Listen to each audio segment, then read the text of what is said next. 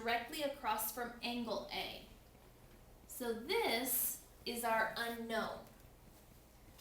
So my thinking when I'm doing this problem is I'm given angle A. That's the angle that I know.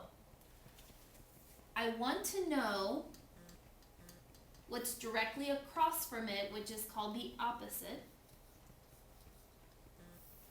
And what we know, what the given information is 140, which is the hypotenuse.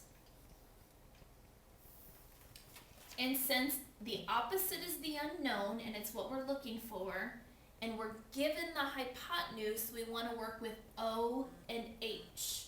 We don't know anything about the adjacent. We don't want to know the adjacent, so we're going to leave the adjacent out of it. But we want to know about O and H. So I would choose to use sine, because sine deals with O and H. So the sine of our angle, which we can plug in, we know it's 65 degrees, equals O over H, opposite, which is A, over hypotenuse, which is 140. So to solve this, I want to set it up as a proportion. Two proportions are two ratios set equal to each other. So I have the sine of 65, and I'm going to put that over 1, equals A over 140. And we should be able to solve this by using cross multiplication.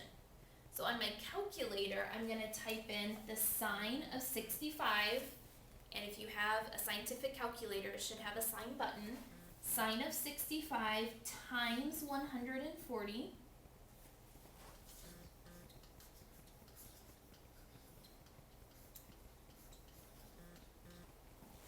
And if I type that into my calculator, well, and then we divide by 1, which you really don't even need to do, because dividing by 1 doesn't change anything.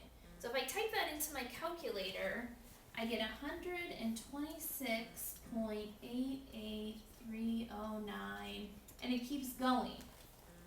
But the directions say go to 2 significant digits. That means I have to round to 2 significant digits.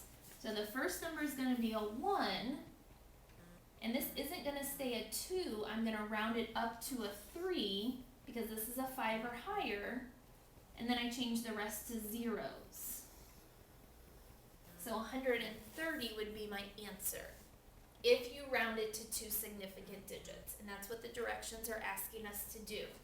So 126.88309 would round to 130 with 2 significant digits.